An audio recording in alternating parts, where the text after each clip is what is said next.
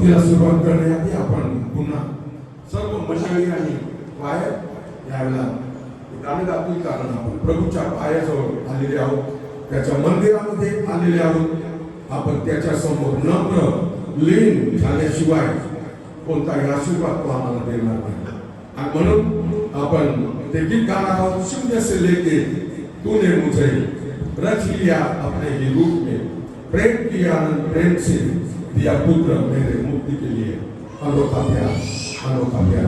आपण सर्व मिळून उभे असताना हे गीत वायर संगती गाणार आहोत.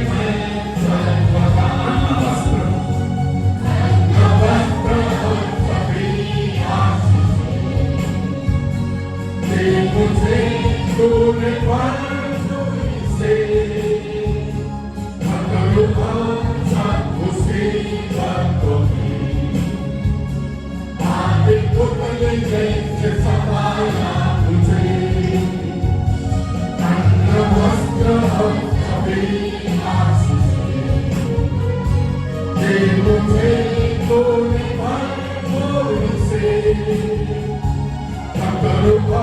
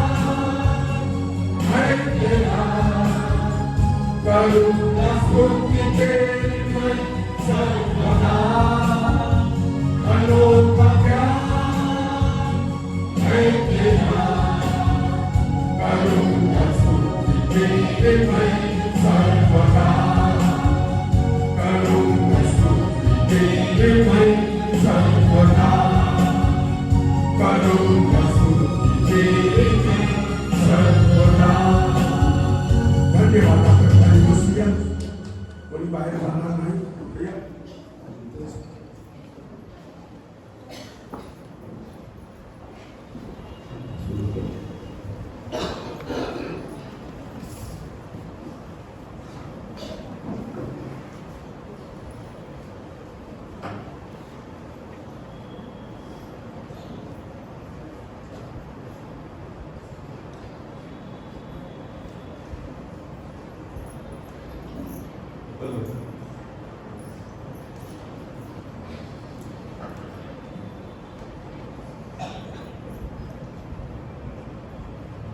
बेंचवर छान छान मी बसले आहे, बरं होईल, कारण अजून पुष्कळ येणार आहे.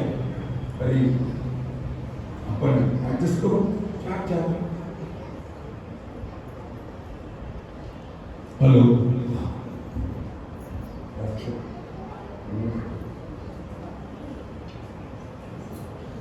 पुन्हा एकदा मी आपल्या सर्वांचं प्रभूमध्ये हार्दिक स्वागत करतो. आजच्या भक्तीमध्ये आपण त्या परमेश्वराला आमंत्रित करूया की त्याने आमच्यामध्ये यावं आणि आम्हाला मोठा आशीर्वाद द्यावा. देवाचं वचन ऐकण्यात आधी आपल्या मनाची आपण तयारी करूया आणि त्याने आम्हाला आशीर्वाद द्यावा म्हणून आपण त्याला समर्पित करूया. याहो या, परमेश्वराचा जय जयकार करा, हर्षाने परमेश्वराची सेवा करा, आपल्या तारणदुर्गाचा जय जयकार करा.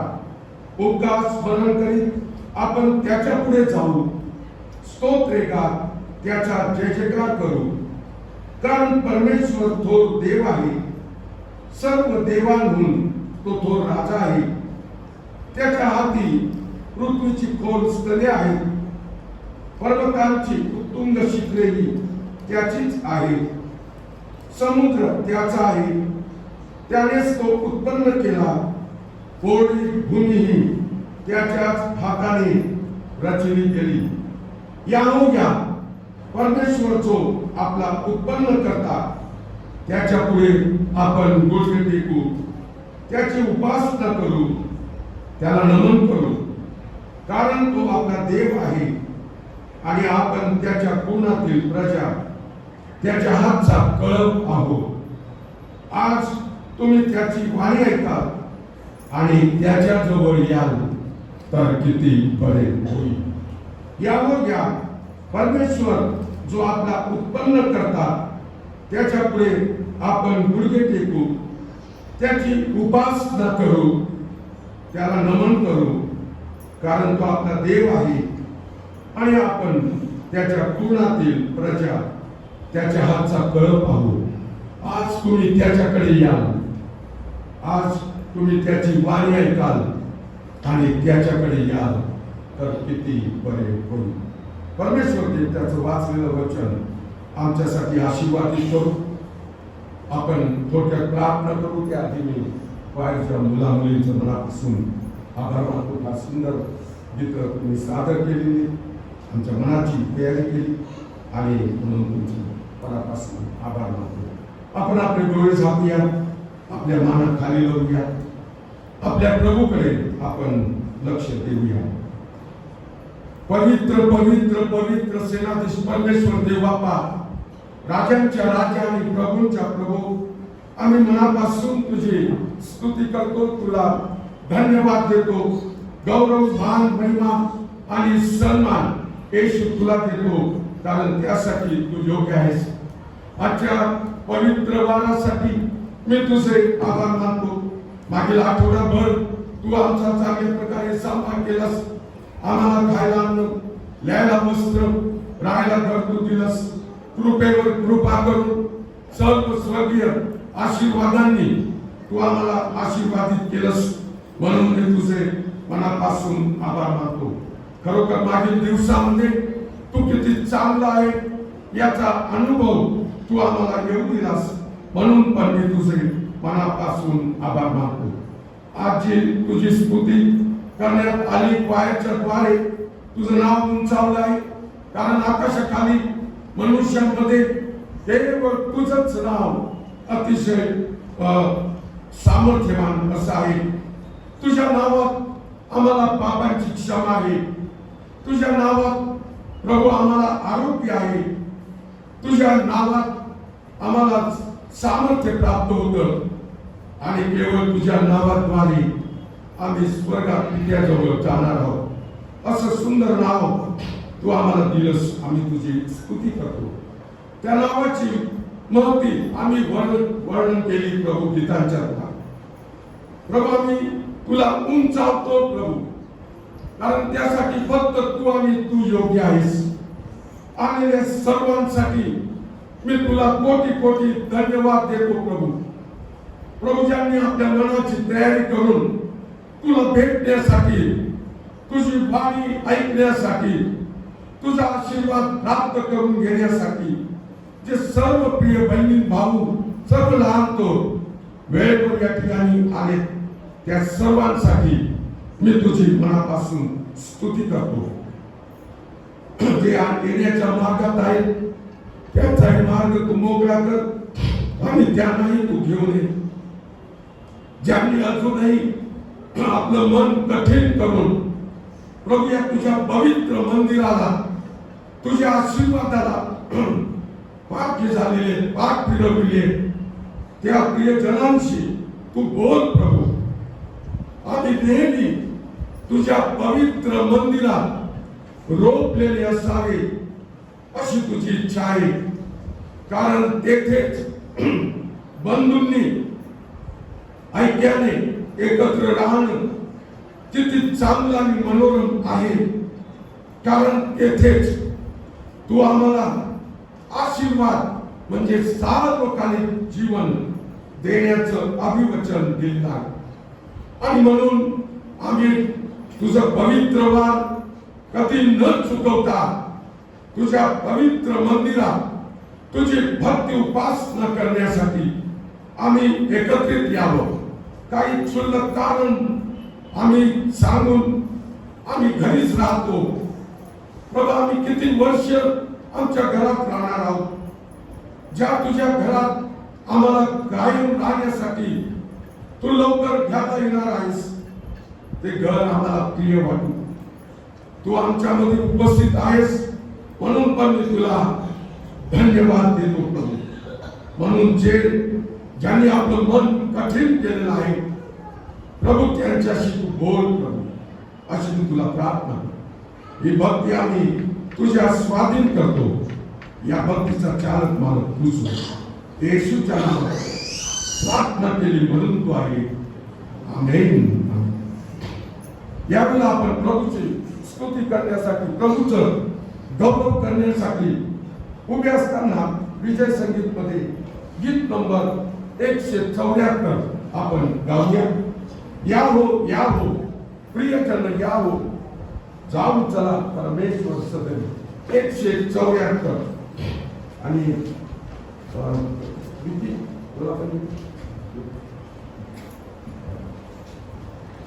वायामार्गाने येत असेल तर त्यांनी माईक मध्ये गावं गीत मंडळी संगीत.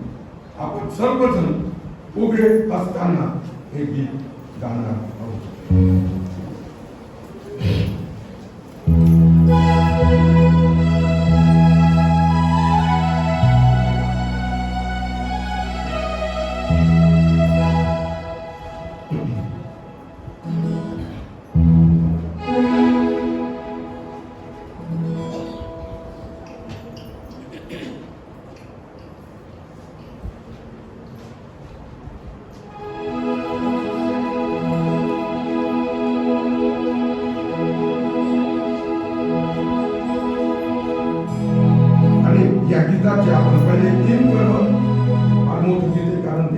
पहिले 3 कडवे आणि 6 आणि 7 हे कडवे आपल्याला यावो यावो प्रियजन यावो जाऊ चला परमेश्वर सदनी भक्ती शांती धरून म्हणे सुंदर गायन गावतनी.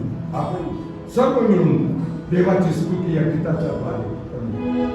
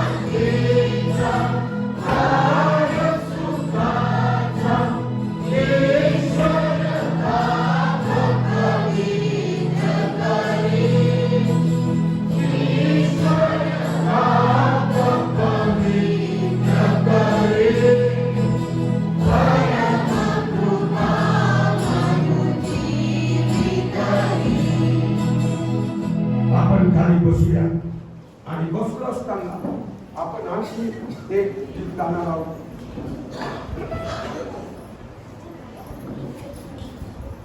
समर्पणाचं ते गीत आहे सर्वांना ते येत आहे 288 या पुस्तकामध्ये 288 आणि जुन्या पुस्तकात 244 हा सुंदर गीत आहे. मेरा मुक्तिदाता कहता कुछ उठा के पीछे आ. दूसरे कड़वा सांगता है कि जब गेतसेमनी को जाओ और क्या तू चलता मेरे साथ. तीसरा कड़वा है कांटों का है मेरा मुकुट, क्या तू उसको लेता है. क्या चौथा कड़वा है क्या तू देगा अपना जीवन. यीशु म्हणतो मैंने सब कुछ दिया है. आणि पाचवं जेव्हा मी येशूच्या मार्गात चालतो तेव्हा दुःख, अडचणी, समस्या, विरोध, निंदा, नाराज हे सगळं येतं, पण त्याचा शेवट आनंदामध्ये होतो. आणि म्हणून आपण हे गीत सर्व गाण्याचा प्रयत्न करू. 288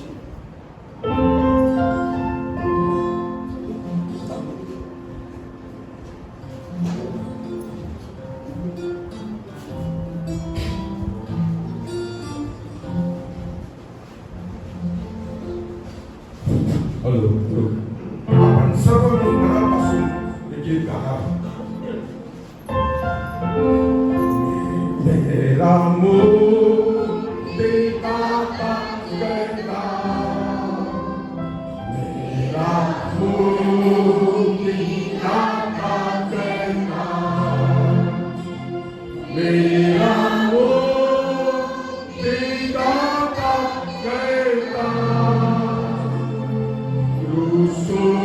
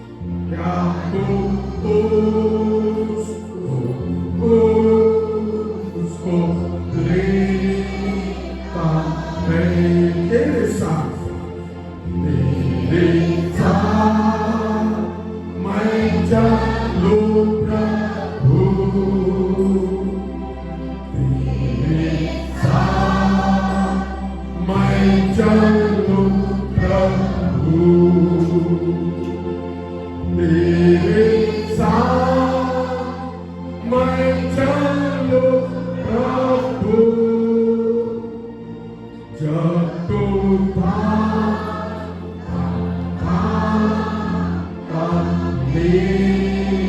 क्या तू देगा अपना जीवन? क्या तू देगा अपना जीवन? क्या तू देगा अपना जीवन? क्या तू देगा अपना जीवन? मैंने सब दिया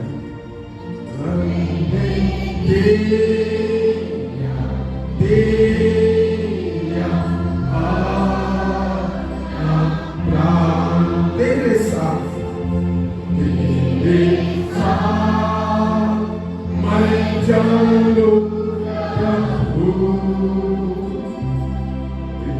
तेरे साथ मैं चलूं प्रभु, तेरे साथ मैं चलूं प्रभु। जब तू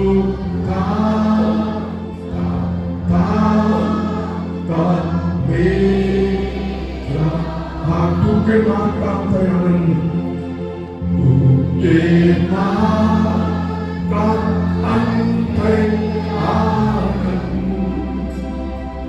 तू के मां का आनंद, तू के मां का आनंद, सदा आनंद तेरे साथ, तेरे साथ मैं चलूं प्रभु, तेरे साथ मैं चलूं प्रभु, तेरे साथ मैं चलूं प्रभु। जब तू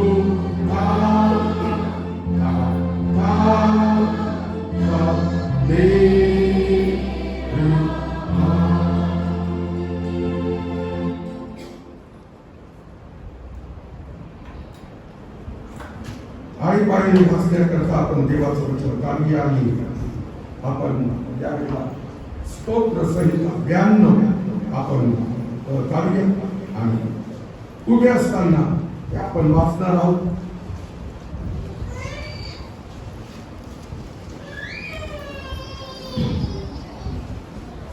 स्तोत्र संहिता 92 आपण आई बाईने हे स्तोत्र वाचणार आहोत.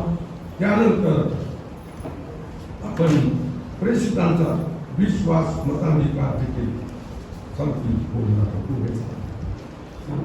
सर्वांनी जर काढलं असेल तर येशूच्या नावात मी पहिलं वचन वाचतो. आपण दुसरं वचन, परमेश्वराचे उपकार स्मरण करणे हे परात्परा, तुझ्या नावाची स्तोत्रे गाणे चांगले आहे.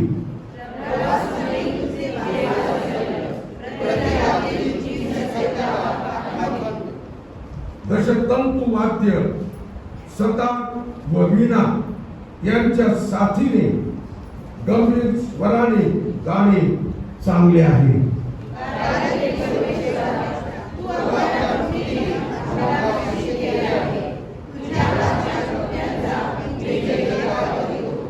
हे परमेश्वरा, तुझी कृत्ये किती थोर आहे, तुझे विचार फार गहन आहे.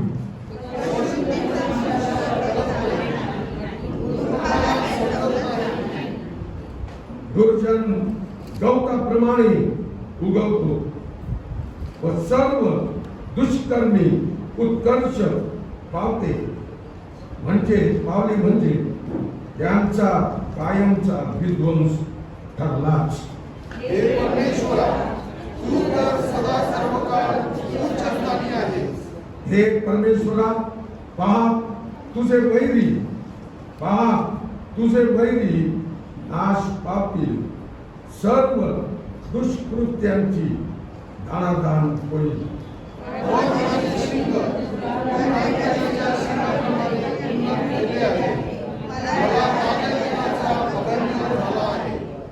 माझ्यावर तपलेल्यांना पाहून माझे डोळे निघाले आहेत. माझ्यावर उठलेल्या दुष्कर्म्यांसंबंधाने माझे कान तृप्त झाले आहेत.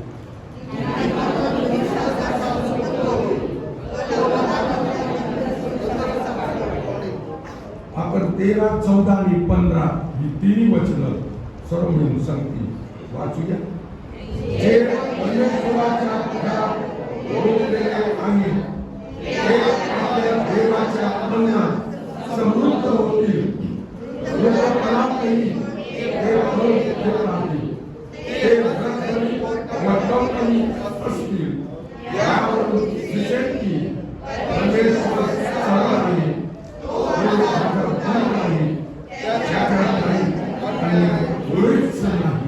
परमेश्वर देव याचं वाचलेलं वचन आमच्यासाठी आशीर्वादित करू. आपण प्रेषितांचा विश्वास मतांकिका सर्व मिळून सांगू बोलू. सर्व समर्थ देव पिता आकाश व पृथ्वी यांचा उत्पन्न करता याचवर मी विश्वास ठेवतो आणि त्याचा एकुलता एक पुत्र येशू ख्रिस्त आमचा प्रभू जो पवित्र आत्म्याच्या योगाने प्रकटीत झाला. मुलीच्या उदरीस जन्मास आला. पंधराव्या वेळेस ज्याने दुःख भोगले, ज्याला जन्माला दिले, जो मरण पावला, ज्याला दिले, जो मृत्यूलोकात उतरला, तिसऱ्या दिवशी मेलेल्यामधून पुन्हा उठला, स्वर्गात चढला आणि सर्व शक्तिमान देवपिता त्याच्या उजवीकडे बसला आहे. तेथून जिवंतांचा व मेलेल्यांचा न्याय करावयास जो येणार आहे त्यावर मी विश्वास ठेवतो. पवित्र आत्मा, पवित्र सार्वत्रिक मंडळी, पवित्र जनांचा सहभागीपणा, पापांची क्षमा, देवाचे पुनरुत्थान आणि सार्वकालिक जीवन याविषयी मी विश्वास ठेवतो. आमेन. आपण खाली बसूया.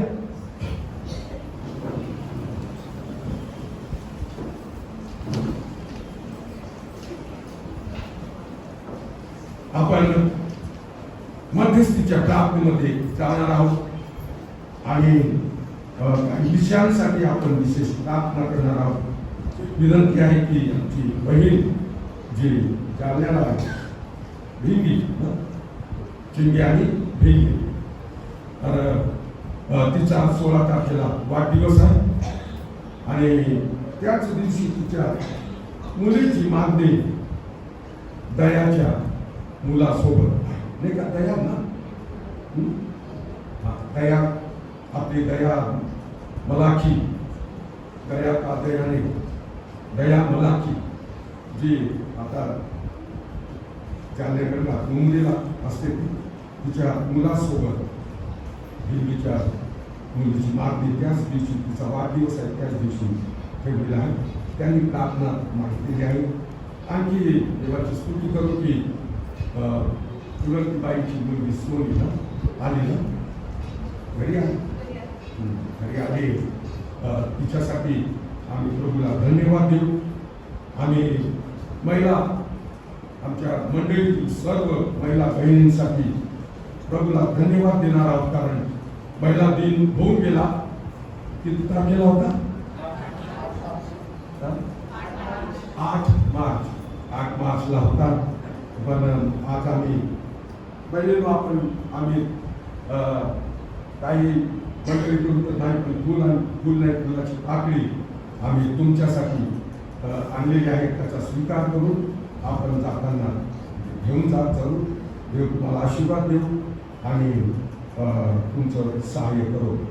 आपल्या मंडळीमध्ये भरपूर महिला आहेत आणि तुमच्यासाठी काही 1-2 वचनं मला वाचायची इच्छा होते. पण ते कुठे आहे आपल्याला माहिती आहे. आणि 31वा अध्याय त्यामधून मी काही वचन आपल्यासाठी वाचून दाखवतो. फक्त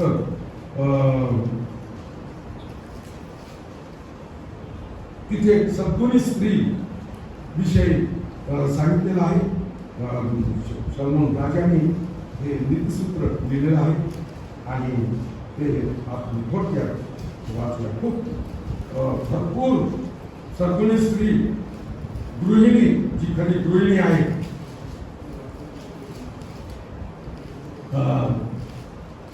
तिचा जे चांगले गुण आहेत ते या ठिकाणी सलमान राजा वर्णन करतो आहे. म्हणून आपण काही वचन वाचणार आहोत. 10 पासून काही वचन. सद्गुणी स्त्री कोणाला प्राप्त होते, तिचे मोल मोत्याहून अधिक आहे. तिच्या पतीचे मन तिचवर भरोसा ठेवते. त्याला संपत्तीची वाण पडत नाही. ती आमरण त्याचे हित करीते, अहित करीत नाही. सद्गुणी स्त्री ती आपल्या पतीसाठी काय करते त्याविषयी या 3-4 वचनामध्ये सांगितलेलं आहे सलमान राजाने. मग ती आपल्या कुटुंबासाठी काय करते, ती लवकर व फटफटीने मिळविते आणि आनंदाने आपल्या हातांनी काम करते. ती व्यापारी गलबतांसारखी आहे. ती आपली अन्न सामग्री दुरून आणते. रात्र सरली नाही तोच ती पहाटे उठते. ती सद्गुणी स्त्री कुटुंबाच्या अन्न सामग्रीची व्यवस्था करीते आणि आपल्या दासीस त्यांचा अन्नाचा वाटा देते. हे कुटुंबासाठी घरामध्ये ती काय करते ते आहे. मग पुढे बाहेर शेताची चौकशी करून ती ते विकत घेते. ती आपल्या हातच्या कमाईने द्राक्षांचा मळा लागते. ती बलरूप पट्ट्याने आपली कमर बांधिते. ती आपले पाऊल नेटाने कामास लागते. आपला उद्योग फायदेशीर आहे हे तिला कळतं. तिचा दिवा रात्रीस मालवत नाही. ती छाती आपल्या हाती घेते. ती हातांनी चरकी भरीते. गरिबांसाठी मुठ उघडते. ती गरिबांसाठी मुठ उघडते. चांगला गुण गरजवंतास हात देते. आपल्या कुटुंबाकरता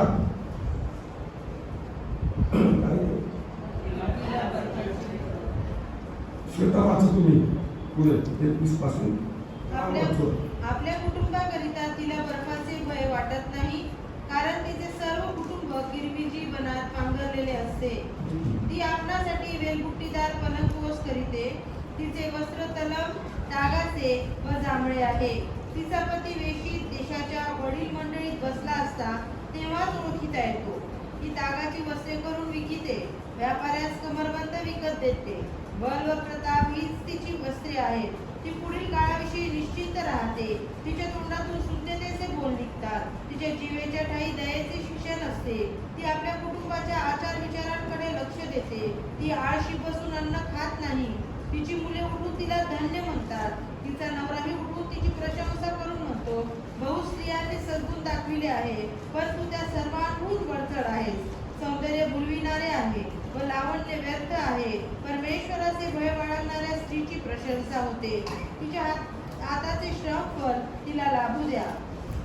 तिच्या कृत्यांनी भर वेशीत तिची प्रशंसा हो.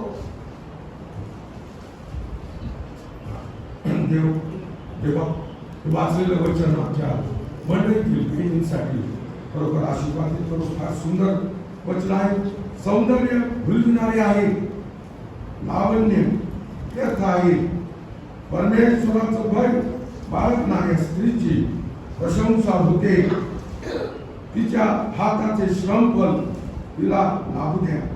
तिच्या कृत्यांनी भर देशील तिची प्रशंसा हो. तेव्हा ही वाचलेली वचनं आमच्या मंडळीतील बहिणींसाठी आशीर्वादित करू.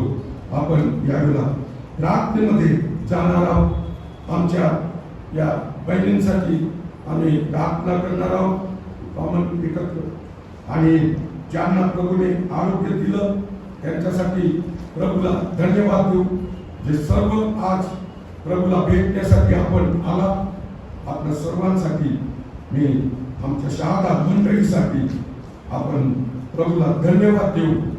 त्याचप्रमाणे नंदुरबार चर्च काउन्सिल मधील सर्व मंडळांसाठी आणि सेवकांसाठी आणि सर्व पंचमंडळासाठी विश्वासणाऱ्यांसाठी पण आपण प्रार्थना करणार आहोत. त्याचप्रमाणे आपण आपल्या देशासाठी महाराष्ट्रासाठी आपण प्रार्थना करू. त्याचप्रमाणे जे भयंकर येशू ख्रिस्ताने त्याच्या येण्याच्या आधीचं चिन्ह अनेक चिन्हे सांगितले. त्यापैकी एक चिन्ह तुम्ही लढायांविषयी ऐकाल, लढायांच्या आवया ऐकाल, तेव्हा तुम्ही घाबरू नका, सावध असा. हा तर वेदनांचा प्रारंभ होय असं प्रभू म्हणतो. ही सुरुवात.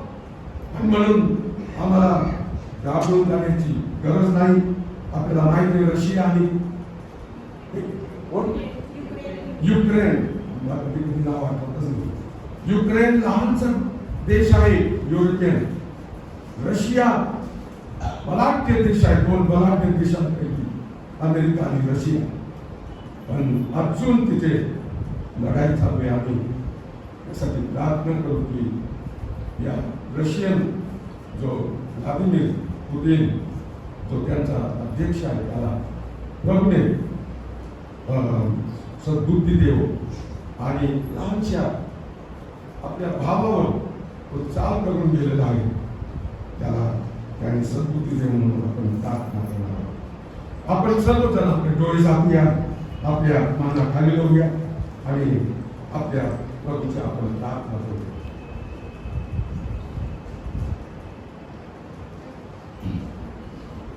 पवित्र पवित्र पवित्र सेनाधीश परमेश्वर देव बापा, आम्ही मनापासून तुझी स्तुती करतो. तुला धन्यवाद देतो आजच्या पवित्र वारासाठी.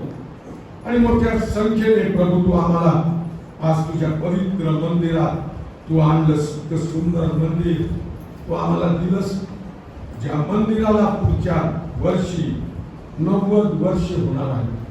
मी तुझी मनापासून स्तुती करतो प्रभू.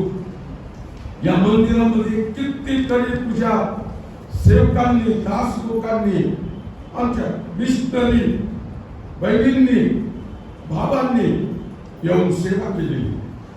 कितीतरी भावांना, बहिणींना येथे तू सापडलास. अनेकांनी या मंदिरामध्येच तू त्यांचा दाणारा म्हणून स्वीकार केला. इतकं सुंदर मंदिर ज्यांनी आमच्यासाठी बांधलं, अगदी तयार आम्हाला दिलं, त्या सर्वांसाठी आम्ही तुझी मनापासून स्तुती. आम्हाला तयार मंडळी दिली.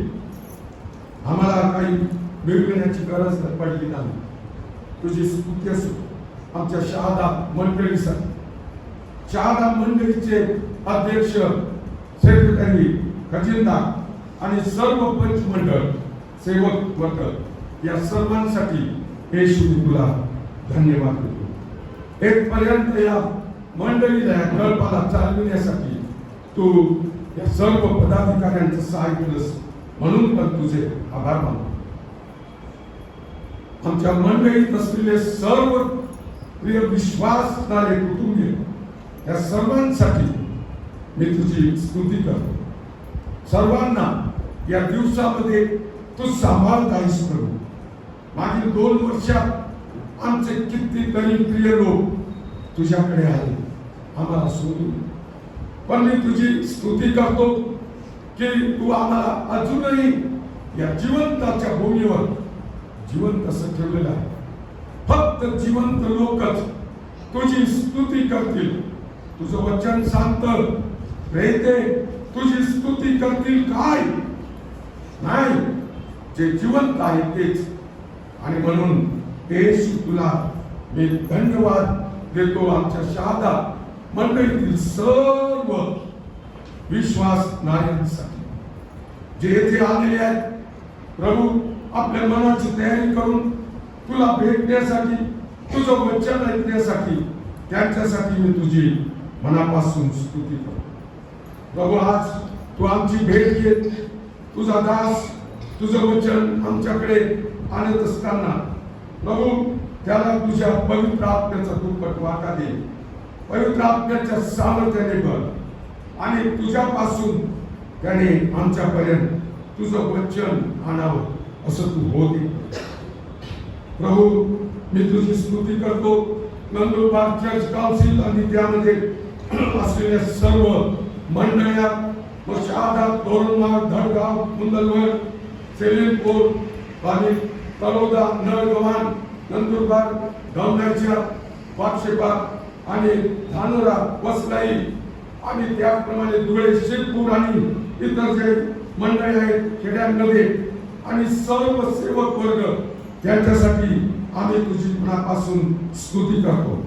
आमच्या नंदुरबार चर्च काउन्सिलचे अध्यक्ष डॉक्टर राजेश वडविसर आणि त्यांचे सर्व एक्झिक्युटिव्ह सभासद यांच्यासाठी मी तुला धन्यवाद देतो प्रभू. त्याचप्रमाणे प्रभू, आमच्या एसएल ट्रस्टचे चेअरमन रेव्हरंड पठारे बाळासाहेब आणि त्यांचे सर्व ट्रस्टी, व्हाईस चेअरमन आणि एक्झिक्युटिव्ह डायरेक्टर डॉक्टर राजेश वडविसर आणि सर्व ट्रस्टी यांनाही येथपर्यंत या आमच्या संस्थेचा कारभार चालविण्यासाठी तू मदत केलीस, तुझी कृपा पुरवली, वेळोवेळी आर्थिक गरज पुरवली. प्रभू, आम्ही तुझी स्तुती करतो. प्रभू, या संस्थेद्वारे जे ज्युनियर कॉलेज नंदुरबार शहादा या ठिकाणी चालू आहे, त्याचप्रमाणे मराठी हायस्कूल आहे, मराठी इंग्लिश मिडियम स्कूल आहे, धानोरा, नंदुरबार, तळोदा, शहादा या ठिकाणी त्यांचे सर्व प्रिन्सिपल आणि सर्व स्टाफ, नॉन टीचिंग स्टाफ यांच्यासाठी मी तुला धन्यवाद देतो प्रभू. त्याचप्रमाणे आम्ही प्रार्थना करतो प्रभू, मराठी शाळा धानोरा, नंदुरबार, सेलिमपूर, शहादा, मुंदलवड या ठिकाणी चालू आहे. धुळ्याला इंग्लिश मिडियम आहे, सुरू होत आहे. प्रभू, या सर्व शाळांसाठी त्यांचे हेडमास्टर, त्यांचे स्टाफ यांच्यासाठी आम्ही तुझी स्तुती करतो प्रभू. त्याचप्रमाणे हॉस्टेलद्वारे तुझी सेवा चालू आहे प्रभू. मुंदलवडला अजून शहाद्याला, सेलिमपूर, नंदुरबार, धानोरा या ठिकाणी जे हॉस्टेलचं कार्य आहे, जे हॉस्टेल मॅनेजर आणि सर्व त्यांचा स्टाफ, सर्व कर्मचारी त्यांचे सहाय्य कर. ज्या पालक लोकांनी आमच्या संस्थेवर विश्वास ठेवून प्रभू आपल्या पाल्यांना आमच्या हॉस्टेलमध्ये ठेवलेला आहे, त्यांच्यासाठी मी तुझी स्तुती करतो प्रभू. जे विद्यार्थी शिकत आहेत हॉस्टेलमध्ये राहून, त्यांच्यासाठी मी तुला धन्यवाद देतो प्रभू. प्रभू, त्याचप्रमाणे मी प्रार्थना करतो प्रभू, आमच्या मंडळीमध्ये ज्यांचे वाढदिवस आहेत, त्याआधी प्रभू 16 तारखेला आमची बहीण भिंगी, ती जालन्याला असते, तिचा वाढदिवस आहे आणि त्याच दिवशी तिच्या मुलीची मागणी आमची दुसरी एक बहीण आहे दया मलाकी, तिच्या मुलासाठी होणार आहे. तुझी स्तुती करतो प्रभू. कितीतरी आई बापांना आपल्या मुलांसंबंधी, मुलींसंबंधाने काळजी चिंता आहे प्रभू. तुझ्या जवळ तर प्रत्येकासाठी स्थळ आहे. सहचारिणी तू निवडलेली आहेस, पण मात्र आमचं कर्तव्य आहे. आणि म्हणून प्रभू, मी तुझी स्तुती करतो. आमच्या दोन्ही बहिणी देवी आणि दया, त्यांच्या मुला मुलींची मागणी होणार आहे. तो प्रसंग तू आशीर्वादित कर. भिंगला पुढील वर्ष तू सांभाळ प्रभू, जसं या वर्षात तू तिच्या बरोबर होतास. पुढील वर्षातही तिच्या संगती राहा आणि नवीन नवीन आशीर्वादांचा वर्षाव तिच्यावरती करतो. आम्ही तुझी स्तुती करतो. उद्या अमित आनंद पटेल यांचा वाढदिवस आहे. प्रभू तुझी स्तुती करतो.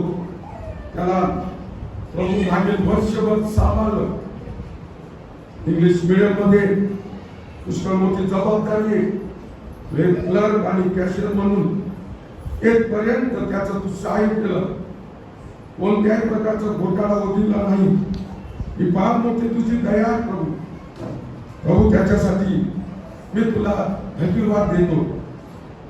नातानी सरांसाठी तुझे आभार मानतो की ज्यांनी त्याला गेल्या 21 वर्ष चालवलं, सांभाळून घेतलं, मदत केली. पुष्कळ ठिकठिकाणी ते संस्थेच्या कल्याणासाठी, योजनांसाठी ते गेले. तेव्हाही त्यांचा तू सांभाळ केला, प्रवास सुखाचा केला. आणि पुढच्या आठवड्यातही त्यांना कदाचित दिल्लीला जायचं. त्यांच्या सोबत तू राहा. राजाला एक वर्ष तो आशीर्वादाचं होऊ दे. त्याच्या कामात त्याला तू मदत कर. आणि प्रभू तुझ्या मार्गात चालण्यासाठी आणि फक्त तुझंच गौरव त्याच्या जीवनाद्वारे व्हावं म्हणून त्याला तू येणाऱ्या या नवीन वर्षात तू मदत करतो. आम्ही तुझी स्तुती करतो. प्रभू संदीप पाडळेची मुलगी स्मृती जी जीएनएम करत आहे धुळ्याला, त्याचप्रमाणे आमची स्माईल सौंदर्य BSc नर्सिंग करणार आहे जळगाव मध्ये गोदावरी कॉलेजमध्ये. तिच्या मनाची तयारी कर. स्वर्गीय ज्ञान बुद्धी शहाणपण या मुलींना दे. अजून जे फर्दर स्टडीसाठी जात आहेत किंवा जाणार असतील त्यांचे मार्ग तू मोकळे कर.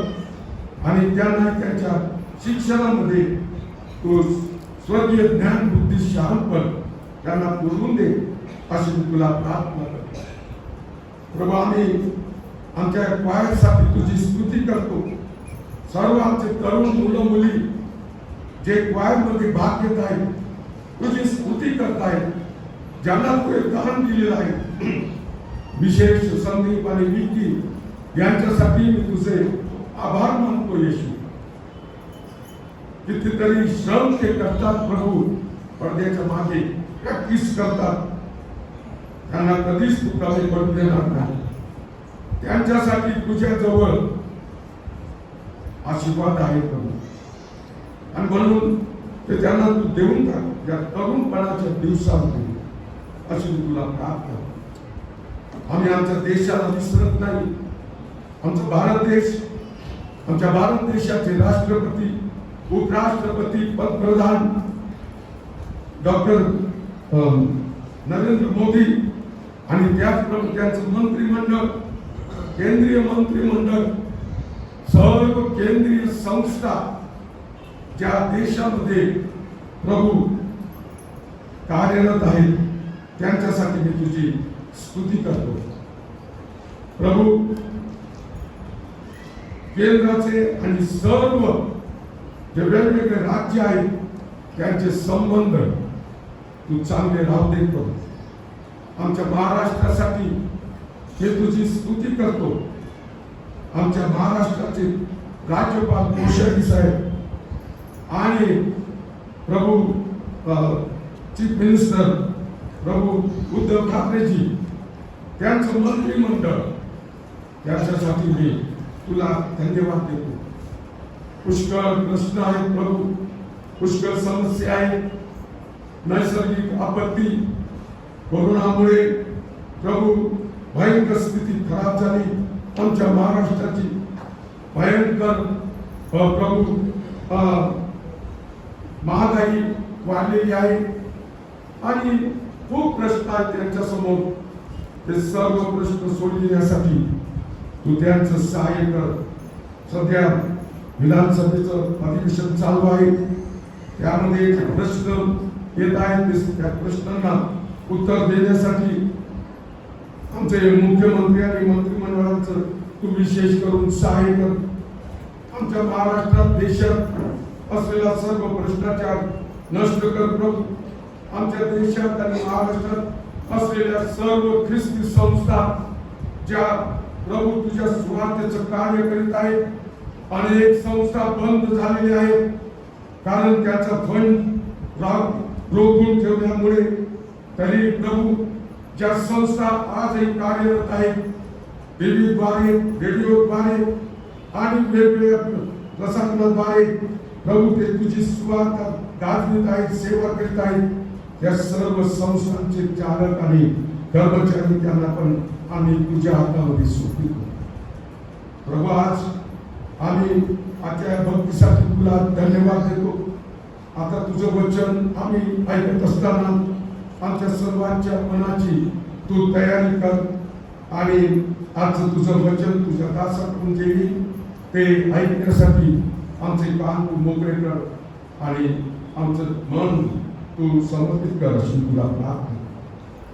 आम्ही सर्व काही तुझ्या हाती सोपवितो. तू आमच्यासाठी प्रभू मोठे आशीर्वाद जे ठेवलेले आहेस ते विदित करण्यासाठी, ते स्वीकारण्यासाठी तू आमचं मन तयार कर. आमच्या मंडळीत असलेल्या आमच्या सर्व बहिणींना पुन्हा एकदा आम्ही तुझ्या हातामध्ये सोपवितो.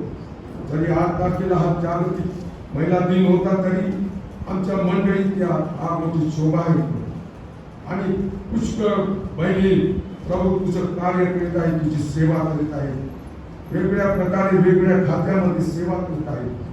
प्रभू त्या सर्व बहिणींना त्यांच्या कामात त्यांना मदत कर, त्यांच्या संसारात त्यांचं वाली त्यांचा पाठीराखा हो आणि जी मुलं मुली त्यांना तू दिलेली आहेस त्यांना तुझ्या मार्गात ठेवण्यासाठी या आमच्या सर्व बहिणींचं तू सहाय्य कर प्रभू अशी मी तुला प्रार्थना करतो. त्यांना मी तुझ्या स्वाधीन करतो. तू आमची प्रार्थना ऐकलीस, तुला धन्यवाद असतो. आमच्या पापांची अपराधांची तू आम्हाला क्षमा कर. येशूच्या नावात प्रार्थना केली म्हणून तू आली. आमेन. यावेळेला आपण प्रभूच्या वचनाकडे जाणार आहोत आणि थोडे काळात आपल्याला देवाचं वचन देखील त्यांच्याकडून आपण ऐकून.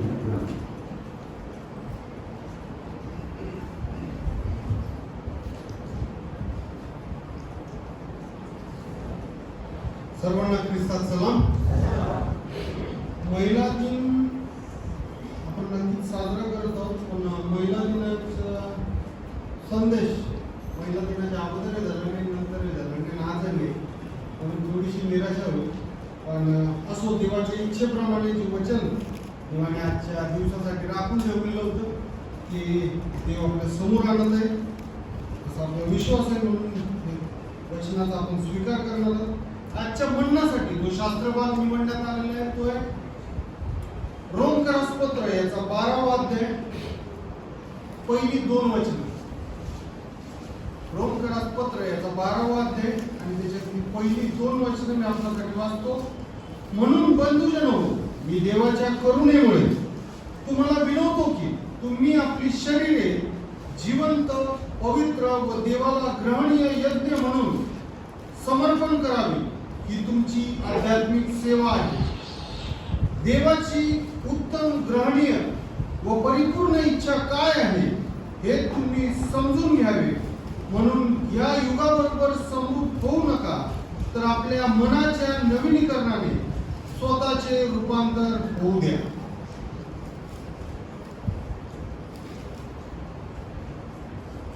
इंग्रजीमध्ये नवीन जीवितक्रम, मराठीमध्ये त्याला टायटल आहे नवीन जीवितक्रम आणि इंग्रजीमध्ये बऱ्याच बायबलमध्ये त्याला टायटल आहे लिव्हिंग सॅक्रिफाइस.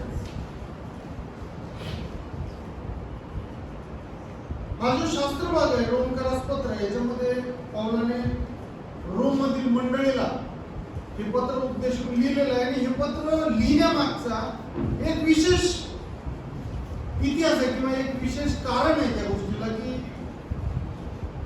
पौलाने हे पत्र लिहिलं. पर्टिक्युलरली हा जो अध्याय 12वा अध्याय जो त्याच्यामध्ये पौलाने लिहिलेला आहे त्याच्या मागचा एक प्रमुख उद्देश होता.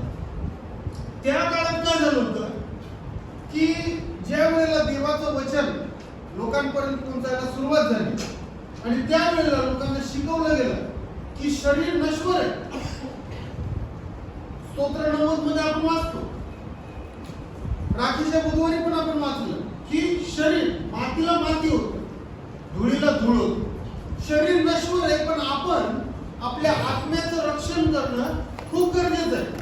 कारण आत्मा जो आहे तो अनंत काळासाठी जिवंत असतो.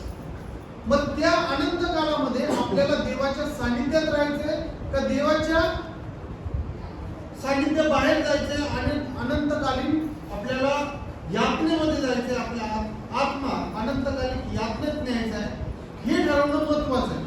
आणि ह्या विचारावर लोकांनी एवढं जास्त भर द्यायला सुरुवात केली की नंतर त्या संदेशाचा किंवा त्या विचाराचा अपभ्रंश व्हायला सुरुवात झाली. आणि मग लोकांनी असा विचार करायला सुरुवात केला की जर तुमचा आत्मा देवामध्ये पवित्र आहे तर इट इज ऑल राईट. मग तुम्ही तुमच्या शरीरासोबत काय करता डझंट मॅटर. आणि मग रोम मध्ये असं व्हायला लागलं की रोम मधले जे काही नेते होते, राजकीय नेते जे होते, ते काय करायचे की दिवसभर, काही न्यायाधीश होते, काही नेते होते, ते दिवसभर ते त्यांचे दिवसभराची कामं करायचे आणि रात्री ते सर्व चैनीच्या गोष्टी करायचे. दारू पिणं, गाणे ऐकणं, वैश्य गमन, इंद्रिय गमन, जुगार खेळणं, या सर्व गोष्टी ते करायचे.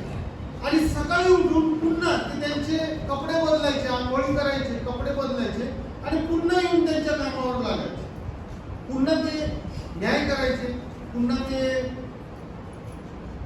धार्मिक कामं करायचे. आणि त्यावेळेला असा विषय झाला, म्हणजे त्यावेळेला ती गरज वाटली की देवाची इच्छा ही नाही, ऍक्च्युली देवाची इच्छा ही नाही. म्हणून पौलाने जेव्हा रोम मधील मंडळीला उद्देशून हे पत्र लिहिलं त्यावेळेला हा पर्टिक्युलर विषय 12वा अध्याय हा सेंटर ऑफ त्या पत्राचा मुद्दा होता, हा मुख्य मुद्दा होता ज्याच्यावर पौलाला रोमच्या मंडळीसोबत बोलायचं. आता ह्या वचनामध्ये, पहिल्या वचनामध्ये, 12व्या अध्यायाच्या पहिल्या वचनामध्ये पौल काय म्हणतो, म्हणून बंधुजनो मी देवाच्या करुणेमुळे तुम्हाला विनवतो की तुम्ही आपली शरीरे जिवंत, पवित्र व देवाला ग्रहणीय यज्ञ म्हणून समर्पण करावे. पौल आपली शरीरे रोम मधील मंडळीला विनंती करतो की तुम्ही तुमची शरीरे देवाला ग्रहणीय यज्ञ म्हणून समर्पित करा. आता यज्ञ म्हणजे काय पहिले हे समजणं गरजेचं आहे. जर आपल्याला आपलं शरीर देवाला समर्पित करायचं ग्रहणीय यज्ञ म्हणून, तर ग्रहणीय यज्ञ कोणता असतो? जुन्या करारामध्ये, लेवीच्या पुस्तकामध्ये यज्ञ किंवा होम अर्पणा किंवा समर्पणा जी दिली जायची त्याच्याबद्दलचे नियम दिलेले आहेत. आणि त्याच्यामध्ये जे नियम दिलेले आहेत त्याच्यात एक नियम अतिशय महत्त्वाचा, एक किंवा दोन नियम आपण त्यांना म्हणू, ते अतिशय महत्त्वाचे की जे अर्पण दिलं जायचं, मग तो गोरा असो, ते शिंगरू मेंढरू असो किंवा प्राणी कुठलाही असो, ते जेव्हा दिलं जायचं त्यावेळेला सगळ्यात पहिला क्रायटेरिया हा होता की ते त्या कळपातलं किंवा त्याच्या मिळकतीतलं किंवा त्याच्या संपत्तीतलं ते सगळ्यात उत्तम जे असेल ते दिलं गेलं पाहिजे, सर्वात उत्तम. आपण जर बघितलं तर काही ठिकाणी जे, जर आता तुमचे क्लोज कॉन्टॅक्ट आले असतील तर मेंढर पाळणारे जे असतात किंवा शेळी पालन करणारे जे असतात किंवा हे कच्छ साईडने जे लोक येतात त्यांच्याकडे त्या वेगळ्या प्रकारच्या गायी असतात, त्यांचे चॉकलेटी रंगाचे असतात आणि सगळ्या एकाच रंगाच्या त्या गायी असतात, तर ते त्यांचे कल्प चालत असतात. त्यांचा एक नियम असतो की त्यांच्यामध्ये जे नर असतात ते अतिशय चांगल्या प्रजातीचे आणि खूप चांगल्या तब्येतीचे असे ते नर त्यांनी सांभाळून ठेवलेले असतात आणि ते कधीच विकत नाही, ते कधीच विकत नाही, कारण त्यांच्यावर त्या कळपाचं पुढचं पिढी किंवा पुढचे उत्पन्न या नरांमुळे चांगलं येणार. त्यांची इच्छा असते की आपला कळप नेहमी सुदृढ, भक्कम, उंच प्रजातीचा, चांगला दूध देणारा असा असावा. म्हणून ते नर जे असतात ते कधीच विकले जात नाहीत. त्या नरांना किंवा त्या प्राण्यांना एक वेगळं महत्व असतं. तुम्ही किती पैसे द्याल तरी ते विकणार. आणि इथं जुन्या करारामध्ये म्हटलंय की तुमच्या मिळकतीतलं किंवा तुमच्या कळपातला सगळ्यात उत्तम आणि तोही नर तो तुम्हाला देवाला समर्पित करायचा. सगळ्यात उत्तम ते तुम्हाला द्यायचं. दुसरी गोष्ट ते होमर्पण जेव्हा दिली जायची त्यावेळेला तो याजक आणि त्याचे सहकारी काय करायचे? काय माहिती आपल्याला एक जनरल, खूप पर्टिक्युलर माहिती असणं गरजेचं नाही. एक जनरल मध्ये आपल्याला हे माहिती आहे की ते लोक तो प्राणी घेऊन त्याची मान कापायची, त्याची रक्तवाहिनी कापली जायची, ते रक्त घेतलं जायचं, ते वेदीला समर्पित केलं जायचं आणि उरलेला जो प्राणी आहे तो कापून स्वच्छ करून त्याला बर्ड ऑफरिंग म्हणून ते दिलं जायचं. हा जुन्या करारातला अर्पणाचा प्रकार. इथं पाऊल आपल्याला काय म्हणतो? तुमची शरीरे देवाला ग्रहणीय म्हणून, जिवंत यज्ञ म्हणून देवाला सादर करा. आता मेजर डिफरन्स या दोघांमध्ये काय? या दोन यज्ञांमध्ये महत्वाचा फरक काय? सर्वात महत्वाचा फरक हा आहे की ते जे यज्ञ दिले जातात ते मृत आहे. आणि इथं पाऊल रोम करारामध्ये म्हणतो की तुमची शरीरे जिवंत यज्ञ म्हणून तुम्ही, जिवंत यज्ञ म्हणून तुम्ही. हा त्याच्यातला महत्वाचा फरक. मग आता जर आपल्याला जिवंत यज्ञ म्हणून स्वतःला समर्पित करायचं तर काय करावं? पहिले स्वतःला त्या लायक बनवावं. आपण वी शुड बी बेस्ट. आपण आपलं शरीर सर्वोत्तम करावं आणि मग ते देवाला समर्पित. दोष विरहित. जुन्या करारात जे प्राणी दिले जायचे ते लंगडे नसावे, ते आजारी नसावे, त्याचे एक शिंग सुद्धा तुटलेलं चालणार नाही. एक डोळा त्याला दिसत नसेल आणि बाकी संपूर्ण प्राणी अगदी चांगला असेल तरीही चालणार. त्याला कुठलाही दोष नसावा. आपल्याला जर आपली शरीर देवाला समर्पित करायची तर पहिली गोष्ट आपल्याला आपले दोष शोधावे. पहिली गोष्ट आपल्याला आपले दोष शोधावे लागतील. मग ते जर शोधायचे, जसं लेवीमध्ये देवाने सांगितलं होतं की ते कसे असावे, त्याच्यात कोणते दोष नसावे आणि त्याच्यामध्ये कोणते गुण असावे, तर जर हा यज्ञ आपल्याला देवाला समर्पित करायचा आहे तर ते दोष कोणते हे देवच सांगू शकतो. की त्याला कोणत्या गोष्टी मान्य नाही. आम्ही स्वतः हे नाही म्हणू शकत की होय मी देवाला अर्पण करण्यासाठी मी आज रेडी आहे, माझ्यामध्ये काहीच दोष नाही. बरोबर, माझ्यामध्ये काहीच दोष नाही. विकणारा आणि खरेदी करणारा दोघांचे बघण्याचा दृष्टिकोन वेगळा असतो. बरोबर, तुम्ही जर बघितलं असेल की ते बकऱ्या वगैरे जे कोंबड्या किंवा बकऱ्या वगैरे विकत घ्यायला जे व्यापारी येतात त्यावेळेला जी तो जो सौदा होतो त्यावेळेला विकत देणारा काय करतो? माझं जनावर कसं चांगलं याचे 10 गुण मोजून दाखवतो. माझं जे जनावर आहे किंवा प्राणी आहे जे मला विकायचं आहे ते उंच आहे, ते धष्टपुष्ट आहे, ते एवढ्या वयाचं आहे, त्याला मी असं सांभाळलेलं आहे, ते ह्या जातीचं आहे आणि त्याला विकण्याची माझी अजिबात इच्छा नाही आहे, पण पैशाच्या अडचणीमुळे मी विकत.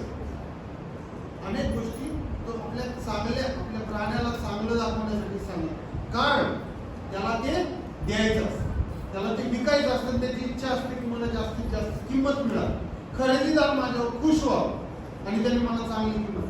त्याच वेळेला खरेदी करणारा काय करतो? खरेदी करणारा काय करतो? त्याच्या एक्झॅक्ट उलट करतो. तो त्या विक्री करणाऱ्याला त्याच्या प्राण्यातले 10 वाईट गुण दाखवतो किंवा 10 कमतरता दाखवतो, 10 चुका दाखवतो किंवा 10 त्याच्या कमजोरी दाखवतो. तो सांगतो अरे हे तो बुडा आहे, म्हातारा आहे, याच्यात तर वजन नाही, याच्यात तर मांसच कमी निघेल, हाडतही सगळं उचलून दाखवतो, वजन पण कमी नाही चालणार. खरेदी करणारा ज्याला घ्यायचंय तो त्याच्या दृष्टीने बघतो आणि त्याच्या दृष्टीने त्याला ती वस्तू जोपर्यंत संपूर्ण वाटत नाही, योग्य वाटत नाही, तोपर्यंत तो ती घेत नाही, समर्पणामध्ये पण घेत. देव आपल्याला पडताळून बघत असतो. देवाच्या दृष्टीने आपल्यामध्ये काय चुका आहेत त्या आपल्याला समजल्या पाहिजे. म्हणून आपण नेहमी म्हणतो की देवाला आपण प्रार्थना केली पाहिजे की देवा माझे दोष मला तू दाखव, माझ्या चुका तू मला दाखव, जेणेकरून मी त्या सुधारेन, माझी पापे माझ्या समोर तू म्हणजे मी त्यांची क्षमा मागेल आणि ती पुन्हा करणार नाही. पहिली गोष्ट जेव्हा आपण विचार करतो किंवा या वचनाप्रमाणे जर आपण आपली शरीर देवाला समर्पित करण्याचा विचार जर करत आहे, त्यावेळेला पहिली गोष्ट ही लक्षात आली पाहिजे की देवाच्या दृष्टीने माझ्यामध्ये समर्पण म्हणून स्वतःला समर्पित करण्यासाठी मी कसा अपात्र आहे, माझ्यामध्ये काय दोष आहे, माझ्यामध्ये काय दोष आहे. आता दोष जे माझा कमीपणा, माझा दोष, याच्या दोन बाजू. थोडस अजून त्याच्या डीप मध्ये आपण जाणार आहोत. त्याच्या दोन बाजू, आपलं पाप, आपला कमीपणा, आपलं देवासमोरचं कमीपण, या सगळ्या गोष्टी आपल्या दृष्टीने आपण कशा बसतो की जे देवाच्या इच्छेविरुद्ध आहे, देवाच्या आज्ञेविरुद्ध आहे, ते आपण केलेलं आहे, ते आपल्यामध्ये आहे, हे आपले दोष आहे. ही आपली जनरल कन्सेप्ट आहे, बरोबर आहे. पाप काय? देवाच्या इच्छेविरुद्ध जे काही आपण करतो, जे काही देवाला शास्त्राप्रमाणे मान्य नाही, त्यापैकी कुठलीही गोष्ट केली तर ते पाप आणि तो आपला दोष आहे, बरोबर. त्याची अजून एक बाब, पाप तिथं थांबत नाही. त्याची अजून एक बाब, देवाच्या इच्छेविरुद्ध वागणं, याला आपण पाप म्हणतो. मग ते फक्त वाईट कृत्य नसू शकते. देव जे म्हणतो की तुम्ही हे करू नका, हे करू नका, हे करू नका, हे करू नका, ठीक आहे, ते आम्ही केलं म्हणून आम्ही पापी आहोत, तिथपर्यंत ते थांबत नाही. देव म्हणतो हे करा, हे करा, हे करा, हे करा, ते आम्ही केलं नाही, ते पण पाप. ही पापाची दुसरी साईड. देव म्हणतो रात्रंदिवस माझ्या वचनाचं मनन करा.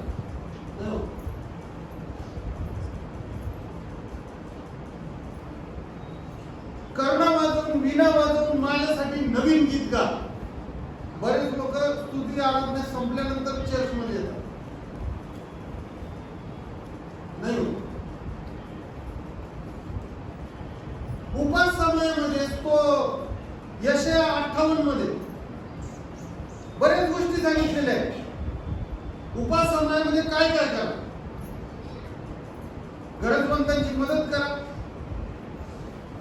शेजाऱ्याची मदत करा, अनेक गोष्टी सांगितलेल्या आहेत, त्या आपण नाही करत. ह्याचा अर्थ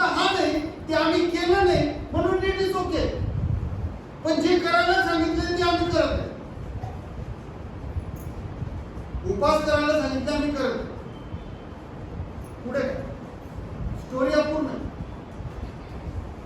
ज्या गोष्टी करायला सांगितलेल्या आहेत त्या केलेल्या नाही, तेही पापामध्ये मोडले. तेही पापामध्ये मोडले. आपल्याला आपले दोष मोजायला शिकव. देवा वचन दावीद राजा म्हणतो, मला मात्र दोष मोजायला शिकव. पापे माझे मोजायला शिकव. आपल्याला ते शिकलं पाहिजे. देवाला विचारलं पाहिजे की माझे दोष माझ्या डोळ्यासमोर आले, मी कसा तुला समर्पित होऊ शकत नाही, मी का नाही होऊ शकत तुला समर्पित, त्याची कारणं तुम्हाला दे. मी काय केलं जे मी करायला नको होतं आणि मी काय केलं नाही जे मी करायला हवं होतं, हे सर्व माझ्यासमोर. दुसरी गोष्ट आपण बघूया की काय झालं या वचनामध्ये. इथं पाऊल जे म्हणतोय की आपली शरीरे जिवंत, पवित्र व देवाला ग्रहणीय यज्ञ म्हणून समर्पित करावी. आपल्याला स्वतःला समर्पित करायचं. आता आपण काय करतो, चर्च मध्ये आल्यावर दानार्पण स्वीकारलं है ना, आपण दानार्पण करतो. त्याला दान समर्पण कधी म्हणतात ते नाही म्हणत, त्याला काय म्हणतात, दान अर्पण, त्याला समर्पण नाही म्हणत. पण जेव्हा एक बाळ असतं लहान, त्याला जेव्हा चर्च मध्ये आणलं जातं त्यावेळेला त्याचं काय करतात, समर्पण है ना.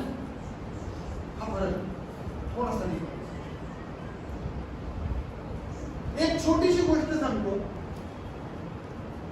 अर्पण आणि समर्पणावरती, छोटासा एक प्रश्न.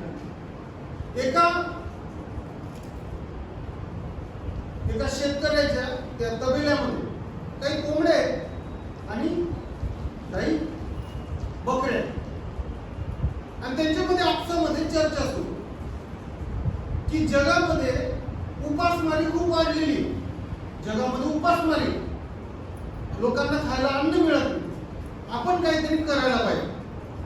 त्यांचा आपसात डिस्कस. मग ते म्हणतात नक्कीच आपल्याला काहीतरी करायला पाहिजे.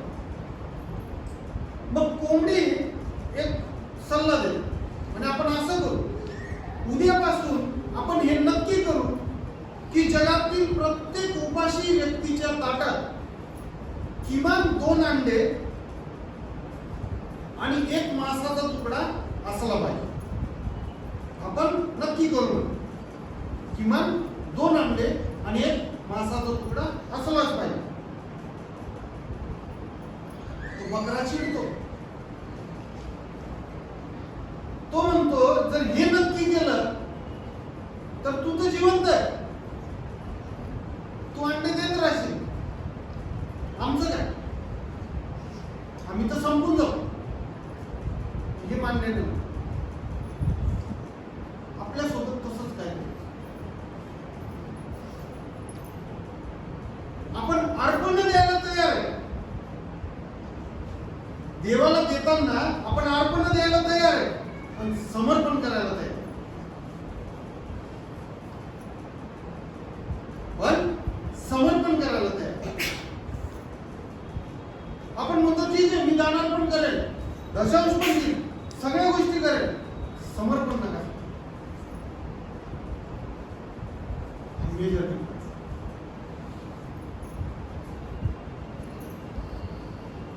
देवाला आपली दान नको, देवाला आपली दान नको आहे, देवाला आपण नको, देवाला आपण नको. जर आपण स्वतःला देवाला जर समर्पित करून टाकलं, जर आपण स्वतःला देवाला समर्पित करून टाकलं, त्या दिवसापासून कोणीच आपल्याला सांगायची गरज नाही की तुमच्या दशांश वेळेवर द्या, तुमची दाना भांडाला टाका, तुमचा वेळ देवाला द्या, देवाच्या वचनाची मनन करा, हे कोणीच सांगायची गरज नाही.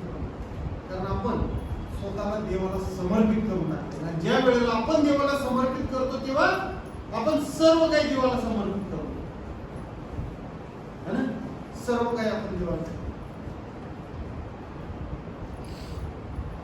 आपण दानार्पणाच्या वेळेला ते गीत गातो, तन मन धन प्रभू प्रवचन सकल तुझे हे तुझी दिवेस. ते गाणं त्या दिवशी आत्म्यापासून येतं, ज्या दिवशी आपलं समर्पण होतं. दुसरी गोष्ट बघूया त्याच्यामध्ये काय. या वचनामध्ये समर्पण हा जो शब्द वापरण्यात आलेला आहे, समर्पण तो पर्टिक्युलर शब्द आहे, तो ग्रीक भाषेमध्ये त्याचा जो अर्थ आहे, ग्रीक भाषेमध्ये देणं, पण ते परमनंट म्हणजे कायमसाठी, एक वन्स फॉर ऑल, दिलं दिलं संपलं. एकदा दिलं की ती वन टाइम इन्व्हेस्टमेंट किंवा वन टाइम ट्रान्झॅक्शन. आणि जुन्या करारात पण तेच आहे. समर्पणासाठी जो प्राणी घेऊन गेला जायचा, जो प्राणी नेला जायचा, तो त्यांच्या मिळकतीतला सगळ्यात सुंदर आहे, सगळ्यात दष्टपुष्ट आहे, सर्वात उत्तम आहे. आणि एकदा तो नेल्यानंतर, तो तिथं वेदीवर कापल्यानंतर तो प्राणी परत कोणी वापरू शकतं का? नाही. त्यावर पण एकदा दिलं संपलं, वन्स फॉर ऑल. आपण स्वतःला देवाला समर्पित केलेलं आहे.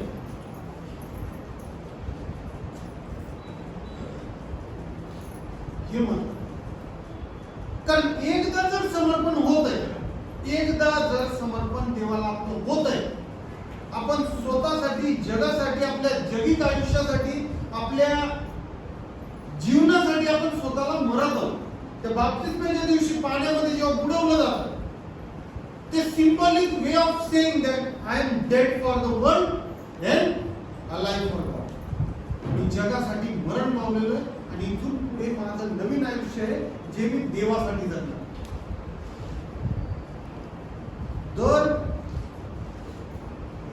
दर महिन्याच्या पहिल्या रविवारी आपल्याला स्वतःला परत समर्पित करावं प्रभू बनण्याच्या वेळेला. काय करायचं? कारण ते समर्पण झालेलं नाही.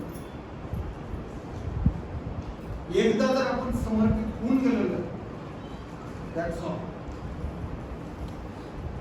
त्याच्यानंतर परत स्वतःला देवाला परत परत परत परत समर्पित करण्याची गरजच नाही. कारण परत परत आपण स्वतःला जेव्हा समर्पित करतो, तेव्हा आपण स्वतःला समर्पित करतच नसतो, आपण फक्त स्वतःला अर्पित करत असतो.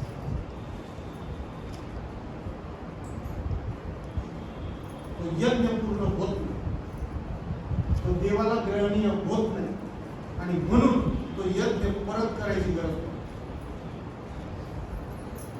म्हणून तो यज्ञ परत परत करण्याची गरज पडते. तो यज्ञ एकदाच कर, एकदाच होऊ द्या तो, आणि होऊ दे देवाला तो ग्रहणीय.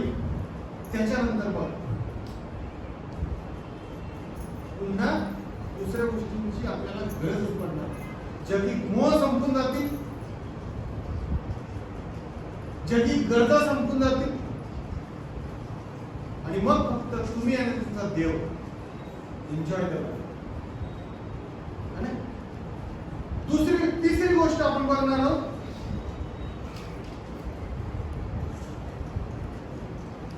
देवाला, या पौलाला काय म्हणायचं की देवाला आपल्याकडून काय हवंय? काय हवंय देवाला? देवाला आपल्याकडून काहीच नाही. देवाला आपण. चर्चमध्ये येण्याचा उद्देश काय? आपण चर्चमध्ये येतो, मंदिरात येतो, आपण घेण्यासाठी. कधी विचार केलाय का की मी देवाला काय द्यायला आलो? एक छोटासा इन्सिडेंट सांगतो. अमेरिकेतला आहे. ती फॅमिली चर्चमध्ये गेलेली होती, भक्ती झाली. भक्ती संपल्यानंतर ते लोक बाहेर निघाले. निघाल्या ते आजोबा आहेत तिथं, ते त्यांच्या नातवंडांना चर्चला नेलेलं. आजोबा आहे, आजी आहे आणि त्यांचे नातवंड आहेत. 4 लोक गाडीमध्ये बसता बसता चर्च मधून बाहेर निघाले आजोबांची कुरकुर सुरू होती की आजचा संदेश मला अजिबात आवडला. आजचा संदेश बाळक साहेबांनी अजिबात चांगला दिला. आजचे रेफरन्सेस पण सगळे चुकलेले होते. किरकिर सुरू होती. त्याला साथ द्यायला आजीबाई तयार झाले. आजीबाई म्हटल्या की आजची भक्ती पण बरोबर झालेली, क्वायरने गाणेच व्यवस्थित वाजवले, त्याच्यामध्ये तिची नात आहे, तिला थोडंफार म्युझिक येतं, ती क्वायर मध्ये नाहीये, पण ती बाहेर बसून त्या क्वायरचं इव्हॅल्युएशन करत होती आणि ती म्हणते की ऍक्च्युली क्वायरने जे कॉर्ड धरले ते त्या गाण्याचे कॉर्डच नव्हते, किंवा तो स्केलच चुकलेला होता, किंवा तो रिदमच चुकलेली होती. ह्या सगळ्या गोष्टी तो नातू ऐकतो लहान होता. आणि त्याचं या सगळ्या गोष्टींकडे लक्ष होतं. आणि तो नातू त्याच्या आजोबांनी जेव्हा दाणार पण टाकलं तेव्हा त्याच्या आजोबाच्या हाताकडे लक्ष होतं. आणि त्या दिवशी त्याच्या आजोबांनी काही सेंट्स असतात जे सगळ्यात छोटं नाही, काही सेंट्स त्यांनी दानार्पणासाठी टाकलेले होते. ते 2 का 3 सेंट्स. तो त्याच्या आजोबांना म्हटला की 3 सेंट मध्ये एवढंच मिळेल. 3 सेंट मध्ये एवढंच मिळणार आहे. आपण चर्चला येतो, आपण स्वर्गीय आशीर्वादाची अपेक्षा करू नये. आणि आपण काय देणार आहे त्याच्या ऑडियन्स मध्ये? दानार्पण.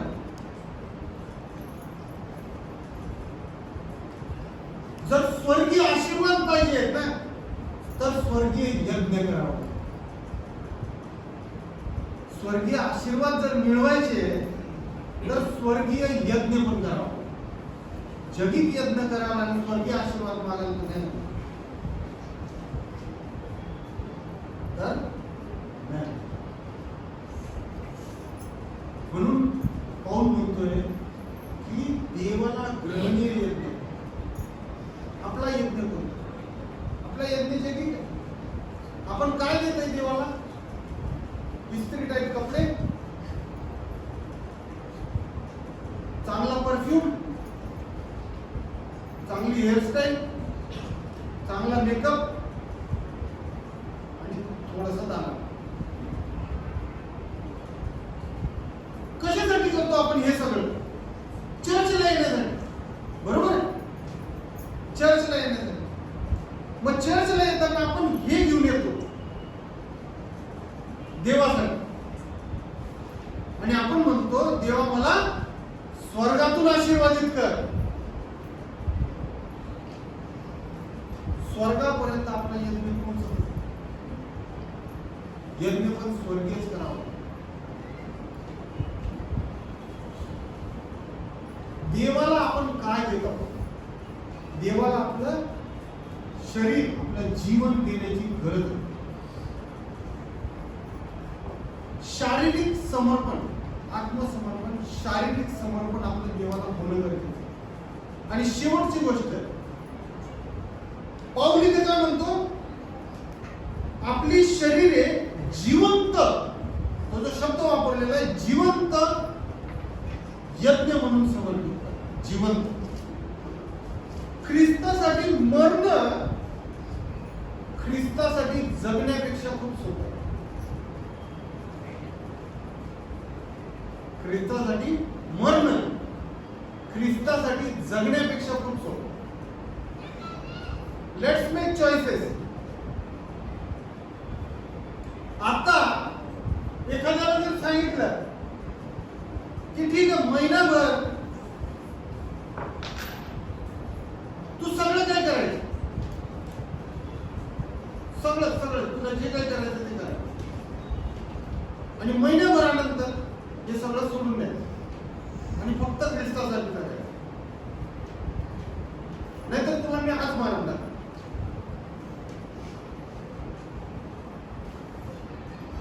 नाहीतर तुला आज मारून टाक. तो म्हणेल बाबा जर असंच जगायचंय तर मेलेलं बरं. बरेच वेळेला हा शब्द निघतो आपल्या तोंडात. हे काय जीवन आहे? असंच जर जगायचं त्याच्यापेक्षा मेलेलं बरं. आपण मरायला तयार आहोत पण जगायला तयार आहोत. आपण मरायला तयार आहोत पण जगायला तयार नाही. येशू ख्रिस्ताची इच्छा नाही की आपण मरावं त्याच्यासाठी. येशू ख्रिस्ताची इच्छा नाहीये की आपण त्याच्यासाठी मरावं. येशू ख्रिस्ताची इच्छा आहे की आपण त्याच्यासाठी जगावं. जिवंत यज्ञ तो आहे की आपण आपलं आयुष्य त्याच्यासाठी जगलं पाहिजे. हा आपला आयुष्यभराचा यज्ञ जो आपल्याला देवाला समर्पित करायचा की देवा हे फक्त तुझ्यासाठी. ते गीत आहे, क्या दे सकता हूं मैं क्या ला सकता हूं, है ना? क्या दे सकता, काहीच नाही देऊ शकत. आपलं आयुष्य देऊ शकत. देवाला गरज नाही. देवाला गरज नाहीये आपल्या पैशाची, काही गरज नाही. सर्व सामर्थ्यशाली देव आहे. तो नुसता बोलला तरी घडतं सगळं. त्यांनी ठरवलं तरी ते सर्व होऊन जातं. त्याच्या फक्त शब्द मात्राने सर्व गोष्टी होतात. त्याला गरज नाही आपल्या पैशाची. त्याला आपलं जीवन आपल्याला त्याला पाहिजे की तुम्ही माझ्यासाठी जा. देवाला ग्रहणीय पवित्र जिवंत यज्ञ आपल्याला जर व्हायचंय तर या गोष्टींकडे आपल्याला लक्ष द्यायचं. पहिली गोष्ट आपल्या चुका, आपली पातक आपल्याला मोजायला शिकवलं. देवाला मागितलं पाहिजे की देवा मी कुठं चुकत आहे, मी कोणत्या गोष्टीमध्ये चुकत आहे. आज मोह किती आहे. आता चर्च सुरू आहे अगोदर काही तरुणांना मी बोलवून आत घेऊन आलो. बसले.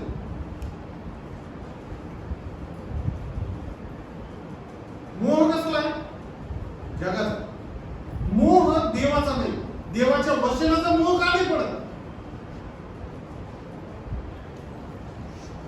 देवाच्या वचनाचा मोह पडून आपण जग सोडून देवाकडे का नाही वळत? मोह नेहमी जगातच का पडतो आणि देवापासूनच का लांब नेतो? Think about. विचार करण्यासारखी गोष्ट. काही ते तरुण बसले थोड्या वेळ. मी वाट बघत होतो की म्हटलं आता ते वादळ शांत होईल अंतःकरणात थोड्या वेळात आणि पूर्ण चर्च पर्यंत हे बसतील. तसं झालं. अचानक मोबाईलवर रिंग आली, सायलेंट वर. दोघं ती करणार आणि प्रार्थनेमध्ये हळूच झालं. मोह अनावर. जगाचा मोह जर एवढा अनावर आहे तर देवाचा मोह किती अनावर झाला पाहिजे. देवाप्रतीचा मोह किती अनावर झाला पाहिजे. मोह उलट्या पद्धतीने हँडल करायला सुरुवात करायला आपल्याला शिकायला पाहिजे. बायबल वाचत असताना व्हॉट्सअप स्टेटस चेक करायचा मोह नेहमी पडतो. पण व्हॉट्सअपचा मेसेज चेक करत असताना बायबल वाचण्याचा मोह कधी पडलाय का? नाही पडलाच पाहिजे. We are in the battle. आपण युद्धामध्ये. तू 10 मारशील, मी एकच मारेल पण संपवून टाक. एवढी हिंमत, एवढी तयारी अंतःकरणामध्ये सैन्याला विरुद्ध करण्याची गरज. तू दिवसभरात किती मोठा तुम्हाला चल बघू द्या.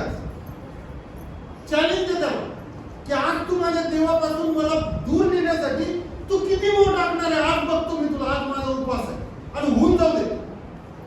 तू भारी कमी भारी लढा त्याच्यासोबत आणि यू द्या मोर. मग मजा यायला सुरुवात होईल. शास्त्र घेऊन बसलाय, मोबाईल वाजला की स्माईल तोंडावर, चेहऱ्यावर येईल. या पहिली ट्राय ती करून घेतली. मी नाही आलो. मोबाईल स्विच ऑफ करून टाकला. आता वाजत मोबाईल घेऊन बसल्या दुपारी ऊन कडक आहे आणि लाईट चालली आहे. परत स्माईल चेहऱ्यावर आली पाहिजे. हरकत नाही, मी खिडकी उघडतो, ऊन जाऊ द्या. मी नाही आलो. चॅलेंज ना, पळू नका त्याच्यापासून. कारण शास्त्रात वचन काय म्हटलेलं, माणसाने फक्त देवालाच घाबरावे. देव आपल्याला दुसऱ्या कोणत्याच गोष्टीविषयी भीतीचा आत्मा देवाने आपल्याला दिलेला नाही, फक्त त्याला घाबरा. सैतानाला तो ओपन चॅलेंज करायला येऊ बघून घेतो. लेट्स आपण सर्वांनी आपल्या स्वतःला देवाला ग्रहणीय यज्ञामध्ये समर्पित करायचं. या 40 दिवसाच्या उपवास समयामध्ये देव बऱ्याच काही गोष्टी आपल्याला शिकवत आहे. देवाची इच्छा आहे की आपण त्याच्या जवळ जायचंय, त्याला समर्पित व्हायचंय वन्स फॉर ऑल. ही गोष्ट पुढच्या 40 दिवसाच्या उपवास समयामध्ये आपल्याला रिपीट करायची गरज नाही पडली पाहिजे. दर महिन्याच्या पहिल्या रविवारी प्रभू वचन घेण्या अगोदर आपल्याला ती रिपीट करायची गरज नाही पडली पाहिजे. कॉन्फिडन्स पाहिजे की yes I am in the hands of God. मी तिथे आहे, आय एम देअर. मी ते 40 दिवसात आपल्याला करून दाखवतो. प्रार्थना करू, देवाचे आभार मानू. यांच्या स्वर्गीय जिवंत प्रेमळ आपण पुन्हा एकदा तुझे आभार मानत आहोत, उपकार स्तुती करत आहोत देवा. आजच्या सुंदर वेळेबद्दल, या सुंदरशा वचनाबद्दल देवा पुन्हा एकदा तू आमच्या अंतःकरणाचा ठाव घेतलेला आहे. देवाची स्तुती सुमने, जी स्तुती आराधना आज आम्ही तुला समर्पित केली, तू स्वर्गात मान्य केलेली आहेस आणि त्यानुसार आम्हाला तू आशीर्वादित केलेला आहेस. आम्हा सर्वांना पुन्हा एकदा तू मार्गदर्शन केलेलं आहे. तुझ्या जवळ येण्याचा मार्ग आम्हाला तू दाखवत आहेस. त्या मार्गावर चालण्यासाठी आम्हाला तू सहाय्य मदत पुरवत आहेस, म्हणून तुझी उपकार स्तुती करत आहोत.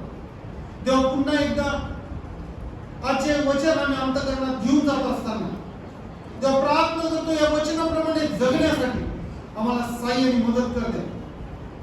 देवा शक्ती सामर्थ्य पुरव, सैतानाविरुद्ध लढण्यासाठी, त्याच्या सर्व मोहपाशांना झुगारून लावण्यासाठी आणि स्वतःला तुझ्या समोर जिवंत आणि तुला ग्रहणीय असा यज्ञ म्हणून स्वतःला समर्पित करण्यासाठी सहाय्य आणि मदत पुरवते. आम्हाला तुझ्या योग्य तू कर, जेणेकरून आमच्या आयुष्याद्वारे तुझ्या आणि तुझ्या नावाचा गौरव होईल आणि आमची प्रत्येक कृती तुला स्वर्गामध्ये मान्य होईल आणि ती तुला आनंदित करेल. तेव्हा पुन्हा एकदा आम्ही आहोत तशी तुझ्या हातात समर्पित होत आहोत. आजची वेळ तू आम्हाला सर्वांसाठी आशीर्वादाची केलीस, म्हणून तुझी उपकार स्तुती करत आहोत. तेव्हा आहोत तशी तुझ्या हातात समर्पित करतो. तेव्हा इथून पुढे आमच्या आयुष्याचा चालक आणि पालक तूच हो देवा. तुझं मार्गदर्शन आमच्यासोबत सदोदित असू दे. तुझ्या पवित्र आत्म्याचं सानिध्य आम्हाला तू दे. प्रार्थना विनंती येशू ख्रिस्त आमचा प्रभू याच्या नावात मागतो, म्हणून तू आहे.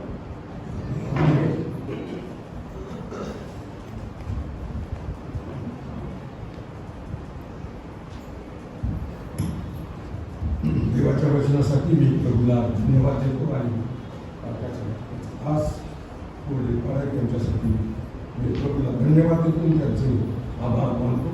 फार सुंदर वचन स्पष्टपणे आमच्याकडे आणलेलं आहे आणि देव त्यांना आशीर्वाद देऊ आणि त्यांची पुढील सेवा करून प्रोफलदान करू. यावेळेला आपण आपलं दान प्रभूला देणार आहोत आणि दान गोळा करीत असताना विशेष सादर होईल.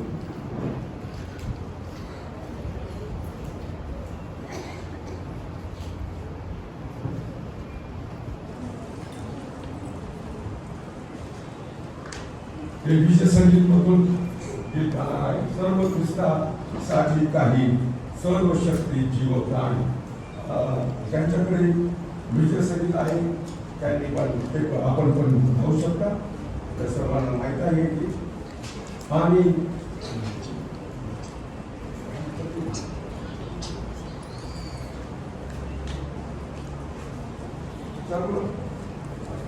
सर्व पंचांना माझी विनंती की त्यांनी आपल्याकडे फुलं घ्यावे आणि दान जसं गोळा केलं जात आहे तसं दिलं तर बरोबर नाही का? जागेवरच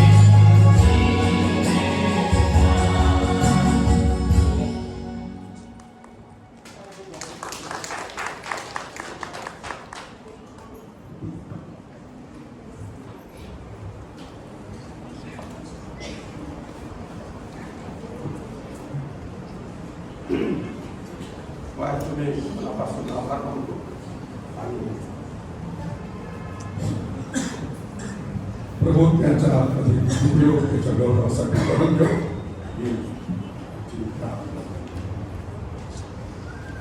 एक